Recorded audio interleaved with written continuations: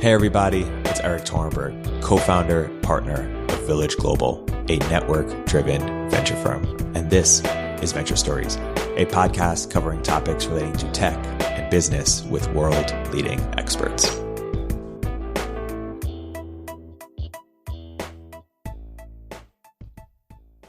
Hey everybody, we're now accepting applications for our Network Catalyst Accelerator program. Founders in our program have gone on to raise money from Lux, Spark, A16Z, Slow, First Round, SUSE, Homebrew, Mavron, Obvious, NFX, Signalfire, and many more. Learn more and apply at villageglobal.vc/network-catalyst. One note I wanted to add to this podcast is since recording it, we've made an investment in Rome Research's seed round and are delighted to have them in the Village Global portfolio. Started from the podcast Now We Hear. Hey everybody, welcome to another episode of Venture Stories by Village Global. I'm here today joined by a very special guest, Conor White-Sullivan, CEO and co-founder of Rome Research. Conor, welcome to the podcast. Thanks for having me. So Conor, by way of introduction, I've been really excited to have you on the podcast for a while. Why don't you sort of introduce Rome and what is the insight that led you to start it? What are you really trying to achieve with it? So Rome is a tool for building personal knowledge graphs. So you could think of it like the way we describe it is it's like an outliner or, like Google Docs, except it's built on a graph database. So you don't need to think about, what file or folder does my idea go into, especially if the idea, like many ideas do, relates to many different topics. It's really easy for you to draw connections between different ideas, to group ideas into sets of intersecting sets. Basically it's a tool that is designed to work more like your brain naturally does and not sort of force you into artificial constraints that the normal tools we have for organizing knowledge do. I want to ask about sort of the bigger philosophy behind Rome and sort of the work that you did to uncover that. And maybe one way to do that is to just dig deeper there. Like, how does our brain naturally work, and how is it held back? Normally, when you have an idea, your brain is drawing synaptic connections between all the other ideas that thing is connected to. So if you are sitting on a beach reading a book about pandemics, that was recommended to you by a certain friend, you're going to be able to remember the friend by that book. You're going to be able to remember the book by that friend. You're going to be able to, think about, it relates to things that are relevant for thinking about, the COVID pandemic or something like that. So normally, our brain can organize things hierarchically, but it also organizes things associatively. And since, Word documents and the file system have come out, we've tended to try and force our ideas into, a single page or a page that gets into, one file in a filing cabinet. And we don't have, in the ways that we represent our text, the ways the associative structure or the sort of natural graph structure that our thoughts tend to have. And so that really limits us both in remembering things or drawing new connections, but it also limits our ability to sort of do complicated reasoning of saying, this point implies these other 4 points, and if I invalidate that point, maybe I should go check up on those and see whether I still believe them. And you want it's social too, right? For about the last 12 years, I've been thinking a lot about collective intelligence and thinking about what, now people are talking about collaborative sense making and game B type things. But I originally got interested in the problem looking at things like Wikipedia and open source and the way that you could have sort of large scale collaborative creation of intellectual commons, like the way that many people could collaborate to create a single information artifact that could then be used by other people. But there's problems with Wikipedia, it sort of tries to force a single point of view, and it doesn't. It grounds out with whether something has been published by the New York Times or by an existing academic journal. It's not a good place for original research, because with original research, you need to be able to have some perspective. Like one person is pushing forward a certain thought. I've been working on that space for about 12 years through one startup and then after we got acquired through a R&D group. But we basically have thought that you need a different way of representing the structure of thought in order to enable sort of large scale collaborative research or collaborative knowledge creation. And so Rome is starting with that single player data structure almost that allows you to collaborate with first your past self, right? Synthesize ideas from all the different books you're reading and start to build these maps of a domain. even if that domain is, your goals and your projects or reflections over journaling or things that you've done over the course of your life. But to start with that single player tool, and then to enable eventually much more collaborative thinking and collaborative problem solving. And flesh out what that looks like a little bit at scale. You just talked about that as a wedge. You've mentioned you use Excel as a North Star, but in a world in which Rome, achieves its dreams, how is the world different? Or what does that look like? Well, so one way to think about it is just the way people organize book notes right now. So I was really inspired by a book called How to Read a Book by Mortimer Adler, where the idea is if you want to form your own thoughts on a domain, one thing you do is you read 20 different authors on that domain, and you break those authors down into what questions are they asking, what are the claims that they're making, what's the evidence they have for those claims, what's the structure of the argument that they're presenting, what kind of key terms are they defining, and then you map those ideas together. So you say, how does this one author support or oppose one other author? You start to actually synthesize those things together. And before I started Rome, I ran a bunch of collaborative research groups where we would read different books on the same topic, and we tried to organize them in tools like Workflowy or Evernote, or like Dropbox Paper. But because you couldn't have all you couldn't easily remix these notes, especially if they were originally organized by book, right? You can't suddenly see all of the questions from all of the authors or all of the quotes from that relate to one particular topic that you're looking at across 20 different books. So yeah, what it looks like is the ability to have many different indexes into your knowledge that are really easy for you to, in Rome, they get generated somewhat automatically through this thing called bidirectional linking, where, when you type a word out in and wrap it in double square brackets, it automatically creates a link to that page, and it'll also pull in that paragraph and anything that was indented underneath it into that page, into a collection of backlinks.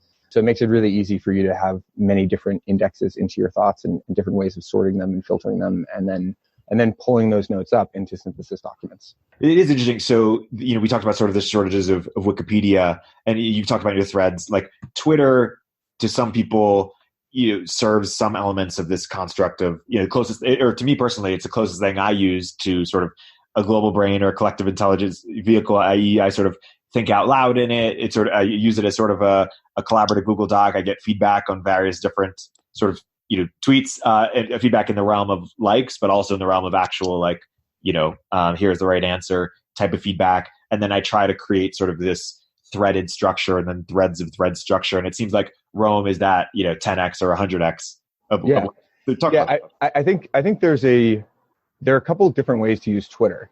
And I think one of the things we've noticed over the last couple of years is that there's a small minority of Twitter users who are using Twitter as, and I'll quote this guy, Visa Can V, where he says he uses Twitter as Evernote with a slot machine attached to it, right? And because you never know, some people will just scream at you for something you say, or they'll post some generative insight. And Twitter isn't really designed, we've talked to a bunch of people at Twitter, and as a company, they're focused on now, right? They're focused on Twitter is a replacement for looking out your window, and it's very present oriented. But some folks like yourself can sort of hack Twitter, and they use search extensively. They search their old tweets. They're copying links from their old tweets, and they're building these threads, and they're building threads of threads, and they're remixing old ideas into new contexts. And it's a pretty amazing and powerful tool because when somebody starts following you and discovers you, they can go down any kind of rabbit hole based on their interest and find tweets that you've written 2 years ago and reply to them then, right? Reply to them now and give you some new idea. So yeah, I think the people who are sort of hacking Twitter in this way, where they're writing up book summaries like you do, right? Or they're forming, and then from those book summaries, they're forming theses on a space and remixing those book summaries into or the individual claims or the individual observations made in a book summary, and they're pulling them into larger threads.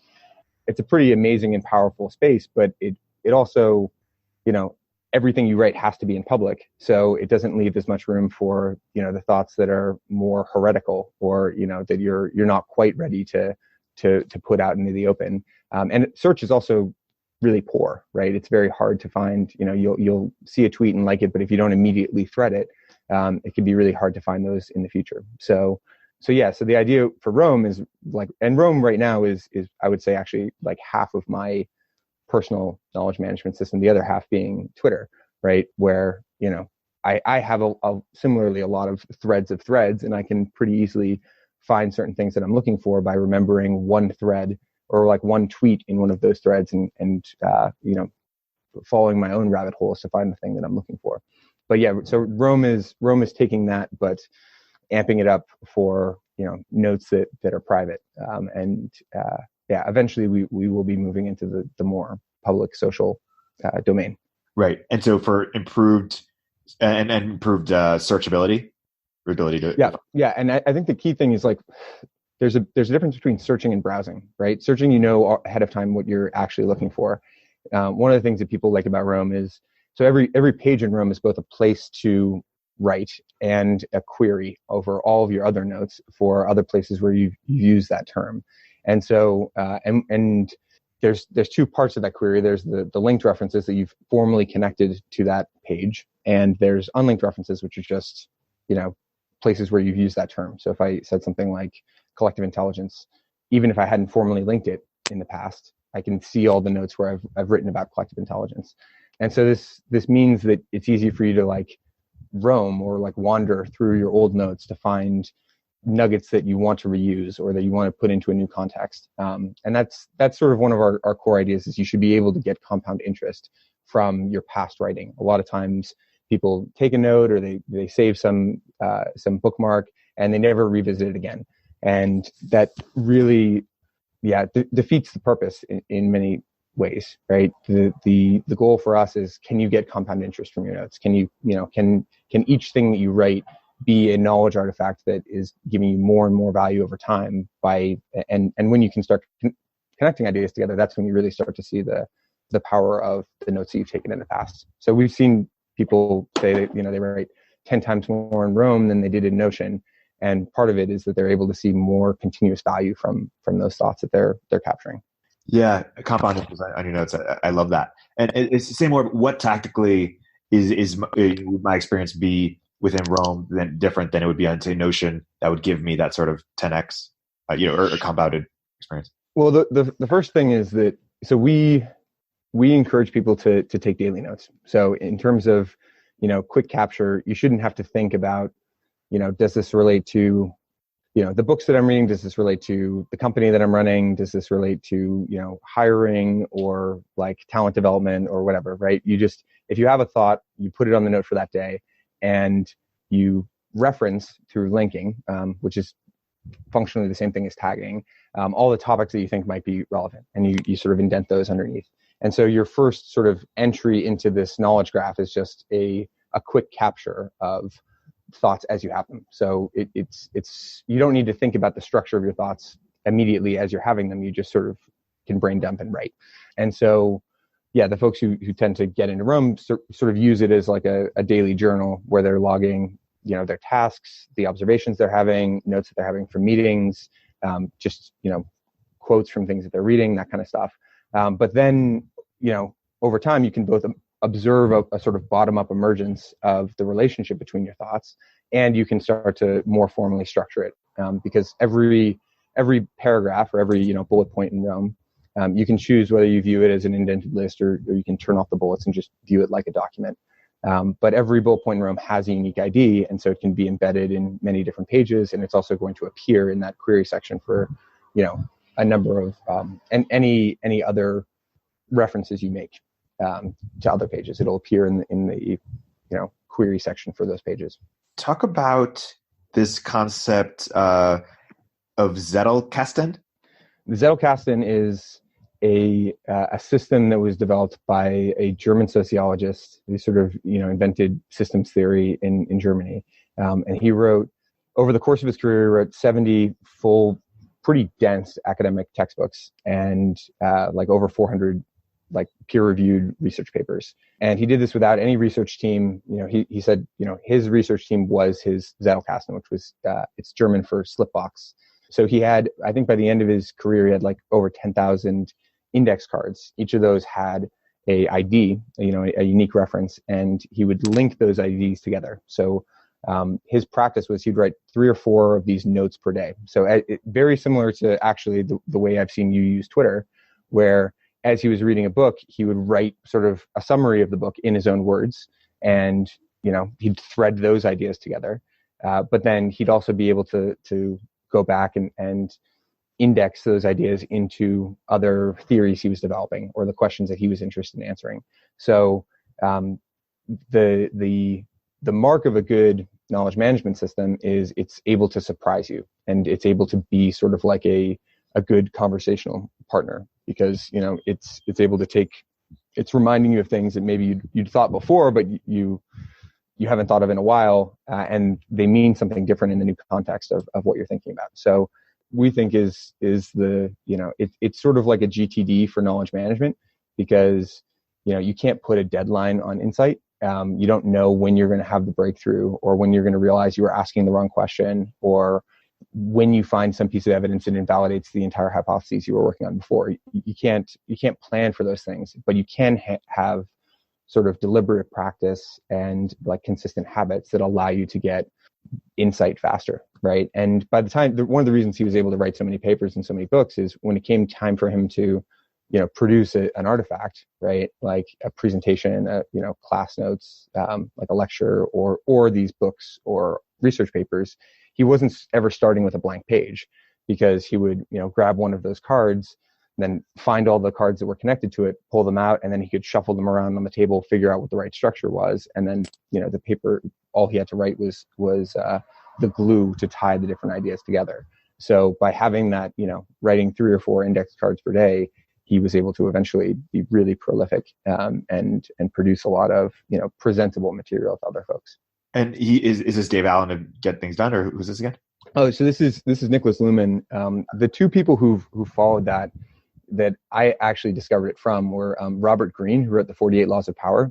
Yeah. I think was one of the first people in the English speaking world to adopt that system, and then his protege Ryan Holiday, who wrote The Obstacle Is the Way and Trust Me, I'm Lying, those kind of things.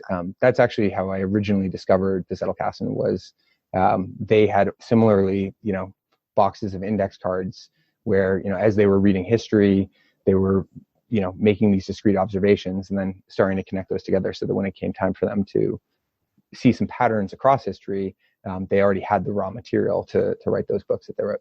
So. Yeah, Robert Pirsig, who wrote Zen and the Art of Motorcycle Maintenance, and then his book Lila. In the book Lila, which is much less popular, the boat. He describes himself, sort of rearranging note cards, but he also describes sort of the like state of mind you need to be in to be able to be open to insight in the first place. Yep. Which is pretty interesting. Yeah, the way I'm a big fan of the idea that we don't really have novel insight. The insights sort of emerge through us, right? Like Newton and Leibniz sort of are supposedly invented calculus almost at exactly the same time in different ways. So there is a sense that there's an adjacent possible of what idea is ready to come into the world, and if you're open to it, if you're making a bunch of observations and connecting them, and you sort of are viewing the world with a particular question in mind, then you're more ready to give birth to those ideas. But if you don't have systems that allow you to draw new connections, it's hard for those ideas to sort of come into existence. So, yeah. And why is it Excel for text instead of Google Docs? Well, so the thing that we think is really interesting about Excel is, one, Excel is actually a really, it's a purely functional reactive coding environment, right? It actually gives you a huge amount of power to see how data, moves over time. We think it's a really powerful tool, and there's 750 million people who use it. But many of the people who use it just use it to draw tables, right? They're not using all the crazy functionality that's available for it. And so with Roam, so we like the idea that, a tool should be really easy for people to get started with. It should be as simple as just writing lists out.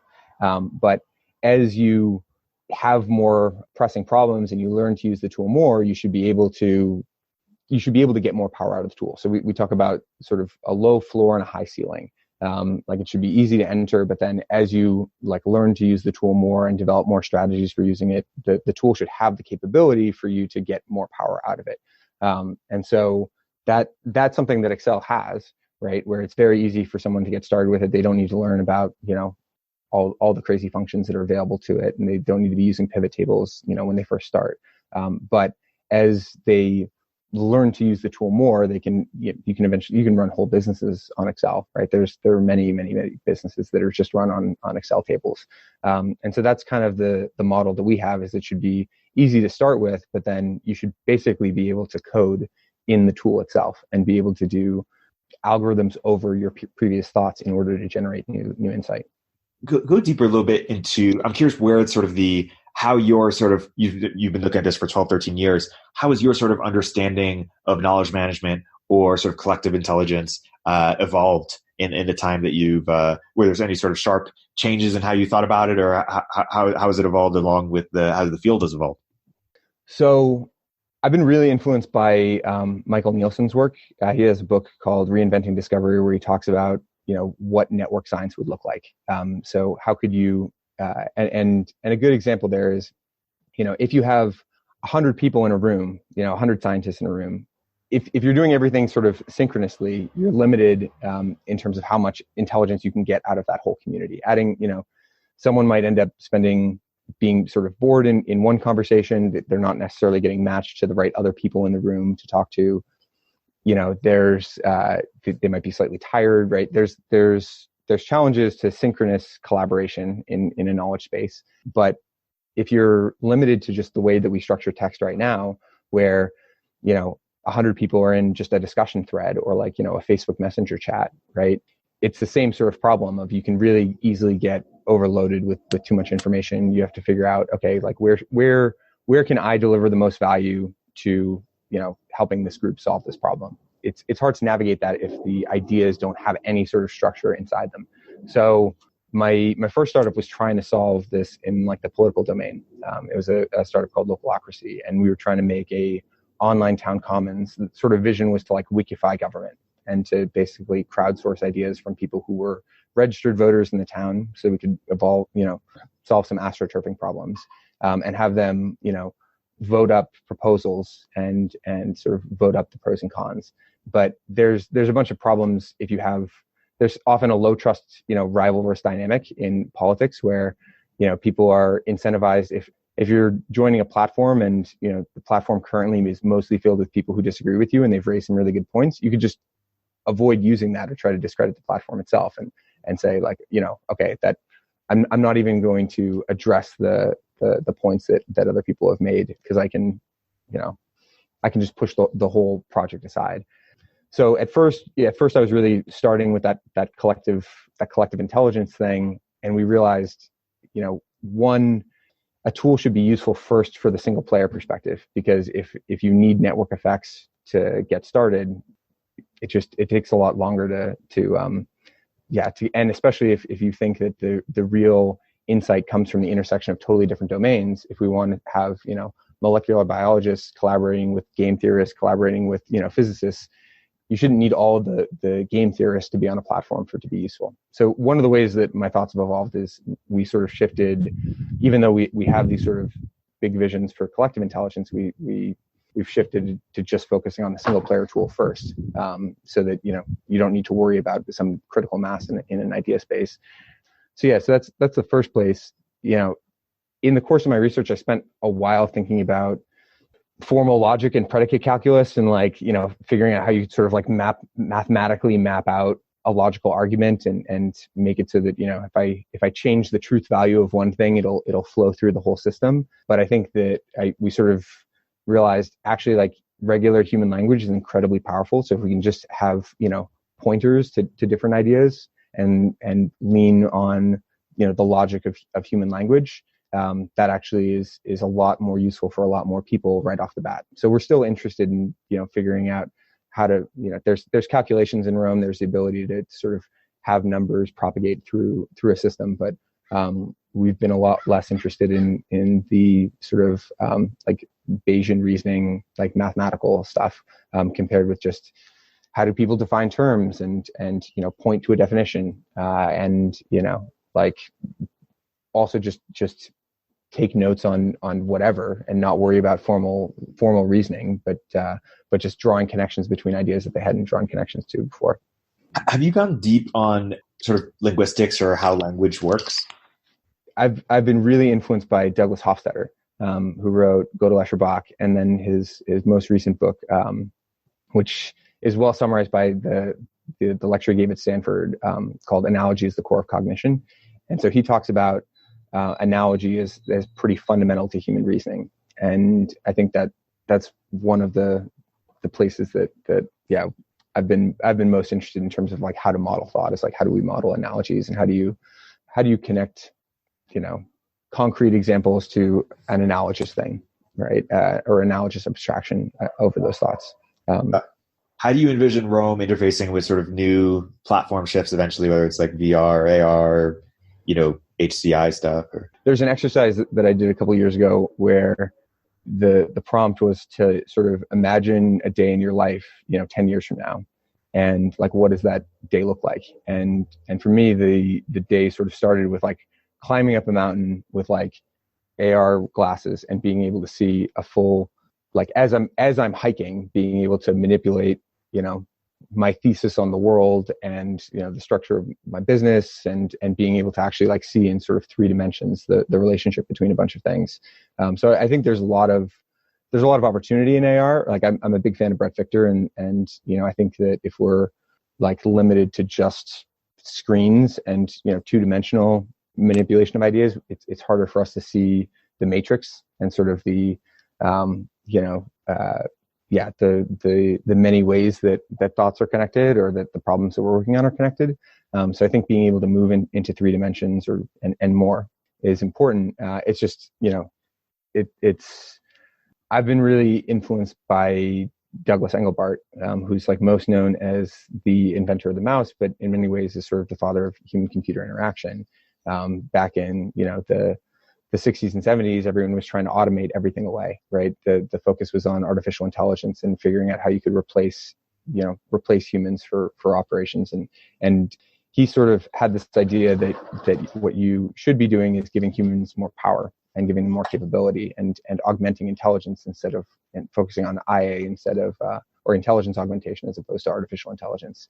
And so, but one of the ideas he talked about was bootstrapping of, you should be building tools that augment your intelligence and then using those tools to solve harder problems. This is also the sort of flywheel that folks talk about. And so, I think right now our goal is just, let's build the best thing that we can with text and with 2-dimensional representations of knowledge relationships. And then when AR is ready, when,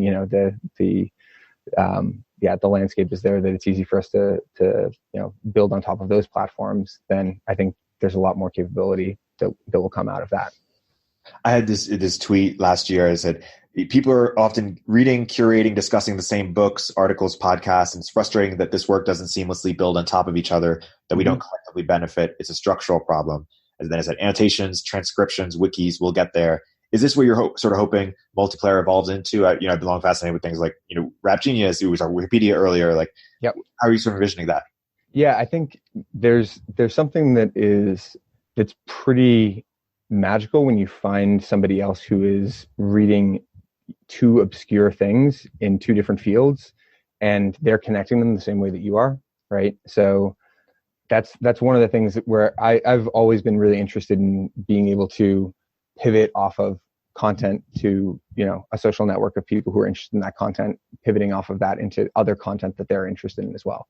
So one of the things that we care about is how can you, if you are, annotating some book or, like taking notes on some YouTube video or on some podcast, and you start to connect ideas in, so first is being able to see the other people who are also interested in that same thought object, whether it's, a book or a podcast or a video. But it's more interesting when you can find other people who are connecting it to something else that's niche. because you're likely to have a pretty strong affinity for them. So being able to do that, sort of form those ad hoc research communities. And that doesn't just apply for folks at the sort of cutting edge of the field. That's where we've been sort of focused for now. But it also is, if you're a 12-year-old learning calculus and but you're really interested in being able to launch bottle rockets, right? How do you find other 12-year-olds that are at around the same level of competency that you are and the same level of interest that you are, and find the other material that has worked for them to help them solve the problem or move closer to the goal that you have. So yeah, we're really interested in these kind of like ad hoc social research communities, very broadly defined. Totally. The way I sort of got into this construct of sort of global, I mean, one on a micro level, you're just being fascinated by these communities and wanting to participate in them, and just sort of, naturally using Twitter the way that I do. And then sort of a theoretical macro level, I think Non-Zero by Robert Wright was the book that got me into it. Yep. Basically, describes how, the story of history can be told by sort of an ever increasing sort of social complexity and intertwining of our fates. Yep. And that, we become more and more interdependent on each other. Yep. Well, that's the thing that's cool about Wikipedia and about open source is you have almost a rivalrous dynamic where someone wants to be the Wikipedian that like has made the last edit on that page, right? And you can have some social competition where people are trying to like write the best Wikipedia article. But the result of that sort of rivalrous dynamic is something that's totally non-rivalrous, right? It's an object that then gets used by everybody else. They can be fighting for sort of social status in a very limited domain, but then be able to create something that creates abundance for all the other people who are watching. And so, yeah, I'm curious though about like how you started using Twitter the way that you're using it, like because there aren't that many people who thread quite the way that I've seen you threading. Yeah, it's a good question. I use Twitter in a few different ways. I mean, one is I ask a lot of questions, or sort of the Cunningham's law, like put out a response, you'll get, put every response might be wrong, might be simple, and someone will make it smarter. And also just the feedback loop of, I'm now sort of not addicted to it, but I'm definitely on the buzz of like, oh, I like getting feedback on Twitter, thus I should get more interesting ideas, thus I should be more, and that's a positive feedback loop for me. But in terms of threading, part of it, I saw other people doing it, and then sort of I realized that would be a good way for me to sort of crystallize or codify these concepts, because as I and put them in sort of natural orders, build on top of them. I'm not an engineer, but I've always been excited by the idea of like GitHub for thinking. Yep. Actually starting to do is take some of them and put them into Anki, so I can then remember them. Yeah, the GitHub for thinking.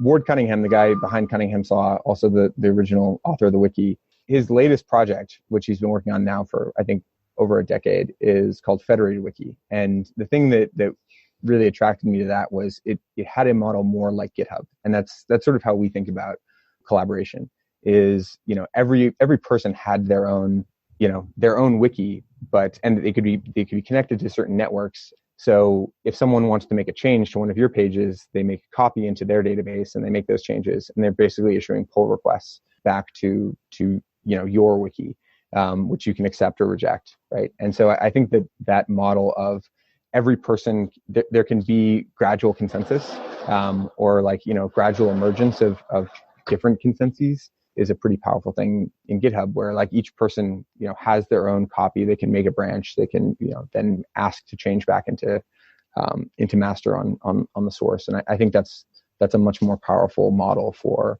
collective intelligence, because you need to be able to just, like when you have a Google Doc that has 100 people editing it, it's pretty stressful for you to, make major structural changes to that document, because, you don't know how people are going to feel about it. But making those structural changes is how you have the new idea or see things in a new way. So you should be able to just make your own version where you make those changes instead of just copying and pasting and losing all the connection to the original source, which is what people do right now. Is they'll just if they want to make a major revision, they'll just make a new document and all of the connection to the source gets totally wiped away. So yeah, GitHub for knowledge is another way of thinking about what we're trying to do when we're. Yeah, I love that. I've always said I want something that has sort of the sort of searchability or storeability, and maybe you guys probably do this 10x better, but of Quora, combined with sort of the real timeness, and not even real timeness, but just know the feedback and engagement of a Twitter and engagement loops. Because Quora has such good content, yet I never check it, and Twitter's content's kind of okay or hit or miss that I check it every second. Yeah, I mean, and Twitter has this graph structure. It just doesn't expose any of the affordances in the UI, right? So if you're looking at someone's thread, there's no way for you to easily see that, 3 of those threads have now been quote tweeted and put into a new context by somebody else or by the same person, right? So you're only able to sort of see these links pointing in one direction, which makes it, much harder for people to go from an individual thread that they're seeing to seeing like, okay, how's that thread been recontextualized or synthesized into a higher level idea? It's easy to drill down. It's harder to zoom back up. I'm curious, are there any debates in the space or just sort of different approaches to knowledge management that you're interested in or have opinions on? One side, in your thread, I saw that Venkat said that you and Tiago had a different approach. Yeah. So I like a lot of Tiago's ideas. Tiago Forte, one of the main ideas that I really like from him is this idea of intermediate packets, which I think just fits the Zettelkasten perfectly. That, if you have a big project, if you can break that project down into smaller concrete deliverables that could be potentially reused for other projects, it's easier for you to, you don't have as many sort of hard stopping points where the whole project has been worthless. Right? Even if you decide that the blog post that you're writing isn't actually that good, if you've had these concrete deliverables of, smaller observations that you've, written in your own words and you phrase nicely, those might be reused for many different things in the future. So I like his idea of intermediate deliverables, but Tiago has said, like, he says some ridiculous stuff like, all of the early visionaries' ideas were fully realized by Microsoft Word. Right. And that, he sort of has this idea that the tools don't matter, that, all that matters is the processes you're going through, which sort of makes sense because he's a coach that like just teaches processes and wants to reach the largest audience. So, he tries to be tool agnostic. But the thing about tools is that they don't just map to the tasks you have, but they also have affordances for thinking about new tasks that you might not have realized before. So like, you can climb a tree with like climbing spurs and it might make it better for you to climb a tree. But if your goal is to pick some fruit, having a ladder totally changes your relationship to that activity. Or like, Excel, at first you're just using it for calculations, but it also makes it easier for you to do sort of like as if comparisons or like hypothetical comparisons. And so you end up having a whole new set of workflows that can emerge because of the capabilities of the tool. So, obviously, I believe in building tools because, we shape our tools and thereafter our tools shape us. And so I think that I'm a bit of a technical determinist where I think that, there are certain patterns of thought that get baked into the tools that we have, and that there's a problem with the way Evernote structures it or the way, Notion structures, their notes, where everything has to fit into one precise bucket, and it's very hard to remix things, and it's very hard to look at the intersection of two ideas and see all the notes you have about both of those ideas. And so I care a lot about processes that emerge for this new kind of tool where you're thinking about knowledge graphs and you're thinking about remixing as sort of a first class object. Yeah, and that's sort of the big beefs that Tiago and I have are, I think he's done there's a few ways that you can augment intelligence. There's, you can have artifacts that change the way that you relate to your tasks. You can have methods and sort of practices like a spaced repetition habit, right? And then you can have language, like the language of intermediate packets, right? Or like the language of game B or something like this, like where the language sort of causes you to focus your attention on a different part of the problem, right? Language is this incredibly powerful tool for taking, when you make a word for something that previously was only described in like a full sentence or a paragraph, now that term can be composed to have sort of higher order thoughts. And I just think the tools actually matter really deeply, right? Like the tools that you use really do shape the way that you think in a lot of ways. And that I've done hundreds of user interviews, and the level of stress that people have had with other note-taking systems, right? Where they're like, they're stressed about the fact that they know they're going to lose the note. They know they're not going to be able to find it in the future. They don't know what to title the note or what notebook to put it in, right? I think that there's a lot of incidental complexity when you try to use this strictly hierarchical knowledge management system, and it doesn't lend itself to seeing a sort of bottom-up emergence of how your thoughts are naturally connected. Staying on tools, and tools are important. What else is in your sort of request for tools outside of Rome? Like if you had a year-long hackathon for other people who said they were going to work on things separate from Rome, and obviously Rome's going to build a lot of this, but there were tools that were going to move us forward in some way. What else comes to mind? I think I particularly care about like algorithms of thought, right? So when I think about like Mortimer Adler had this protocol for how to read a book where, you would systematically skim the book. You'd look at sort of the first and last chapter of the book to map out the argument. And it's sort of an algorithm of allowing individuals to parse a data structure that's basically formatted as a string into something more like a graph. And I've seen a bunch of other of these kinds of, like Jordan Peterson has that site, which is, self-authoring, which is basically just giving you a set of questions. The answers to your questions become inputs to the next set of questions. And it's a very simple algorithm for helping people define what they want out of their life and set some vision. So we've been working on basically building out a sort of third-party ecosystem for people to make visualizations over data structures within their notes. So you can sort of map over your thoughts and sort of ask a follow-up question for each of those, or, map over a set of constraints and a set of options and figure out what idea fits those the best. So I'm very bullish on just general intelligence augmentation and ways for people to think about patterns of thought, and then unique UIs for basically running algorithms where you are the compiler, where each step in the algorithm is causing you to have a new idea and write something new or draw a new connection. And I think there's just a ton of the space is really untouched still, right? And so there's a lot of UIs that haven't been invented. The closest I'm thinking about is Typeform lets you put logical conditions into, if somebody answers the question this way, this is the next question to get them brought to. But there still haven't been UIs developed around, taking the answers to some of those questions and putting those as inputs into follow-up questions. So I'm pretty bullish on that. And I think that's not just useful for the single player mode of getting you in conversation with yourself to have more insight, but I think it matters a lot for if you're trying to do any sort of collaborative knowledge work with a large group of people. So, but yeah, I also hope that there's just a lot more progress in AR and better inputs for audio to text and those kind of things. What do you think about Andy Matuszak and Michael Nielsen? You mentioned Michael Nielsen earlier about the work that they're doing now, and where does that sort of intersect or differ from the type of work you do? Yeah, I talk with Andy all the time. I've got a conversation with Andy later today. The work they're doing on tools for thought, right, there's not a lot of people in that space. They're doing really, really good work. And so I've gotten a lot of ideas from Andy. I've been happy to see some ideas from Rome incorporated into, contextual backlinks is a thing that you can see in his public notes. He baked that into his personal knowledge management software. So I hope that it seems like the ideas are going in both directions.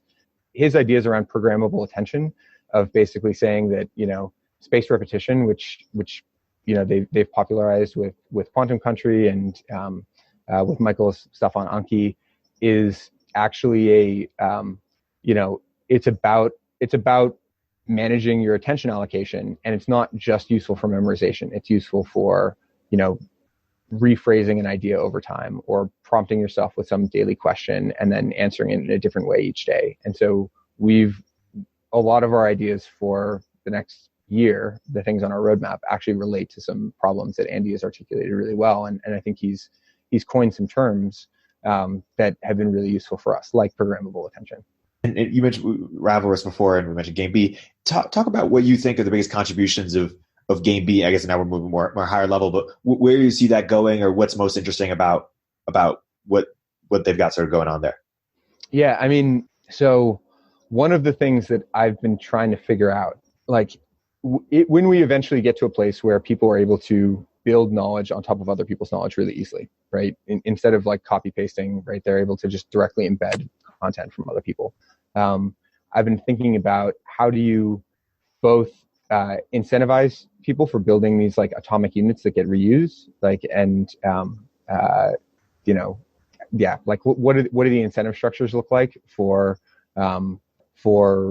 contributing to the commons, and how do you also basically allow people to make a living by doing knowledge work and creating really useful, elegant explanations of complex ideas, or like ways of teaching people skills and those kinds of things. So the thing that I've been really interested in Game B is the problem of incentive design and the problem of value capture versus value creation, because I think there's just still a bunch of unanswered questions that are still unanswered for us in terms of, how you do incentive structures when you're trying to create an information commons, and basically, like how do you both do incentives?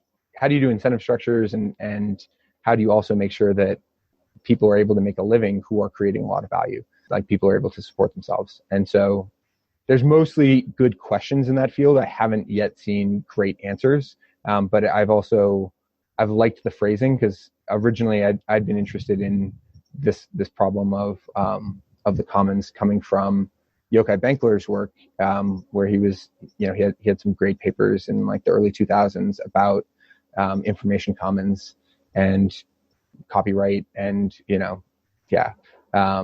and it's nice to see that in a less academic language, and getting more popular across more people. So that's how I've been thinking about Game B. Is it's about getting people to ask the right questions, and thinking about institution design too. But yeah.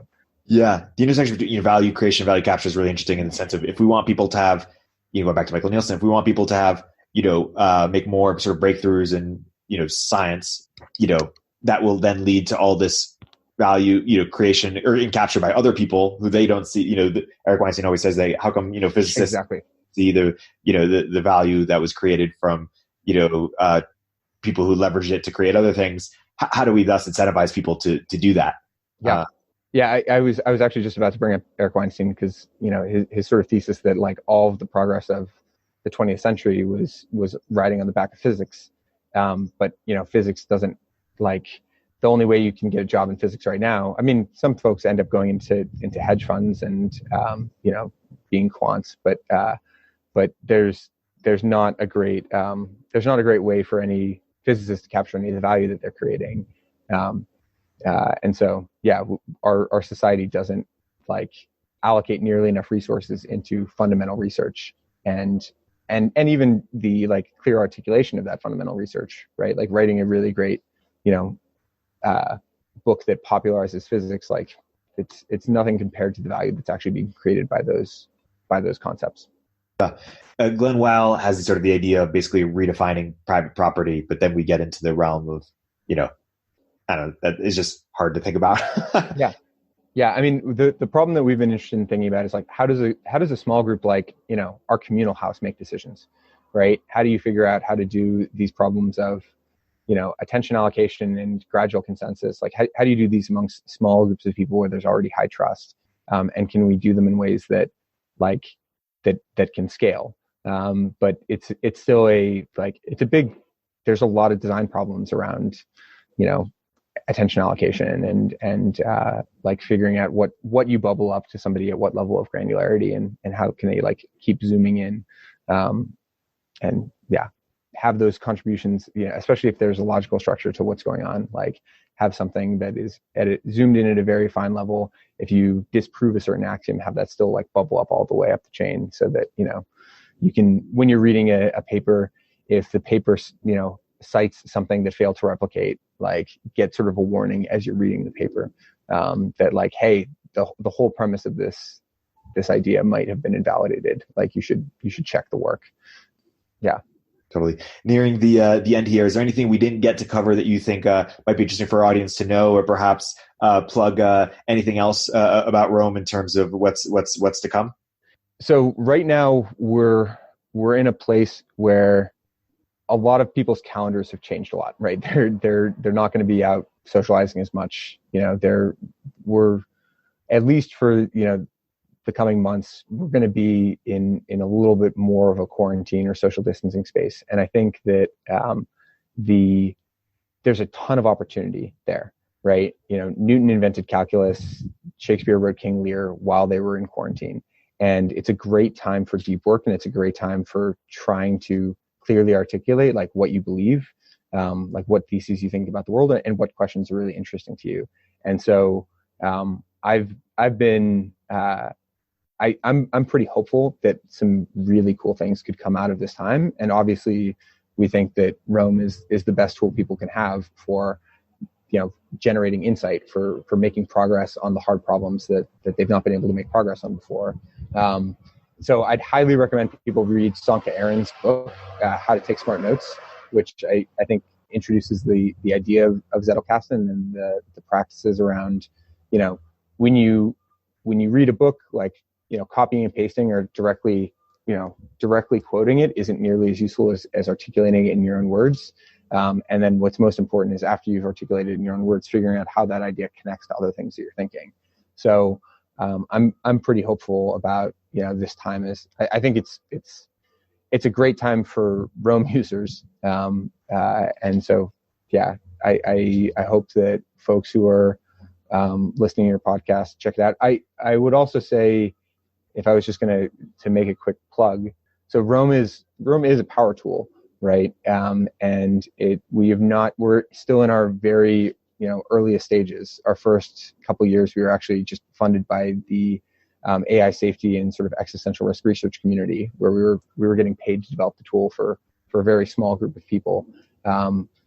We still haven't mastered onboarding, so it's we're leaning on. There's a huge community of people who've been making YouTube videos, and there are some paid courses out there for how to learn to use Roam really effectively. So if I was just pitching the tool, I would say look at the community, like get on Twitter and start at least using Twitter as a Zettelkasten. But if you're look at the Roam cult hashtag, and if you're interested in Roam, like take a look, make sure you search YouTube and search Twitter and take a look at some of these courses.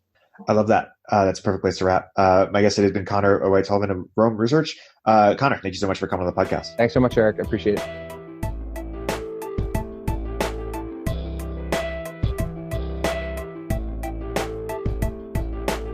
If you're an early stage entrepreneur, we'd love to hear from you. Check us out at villageglobal.vc.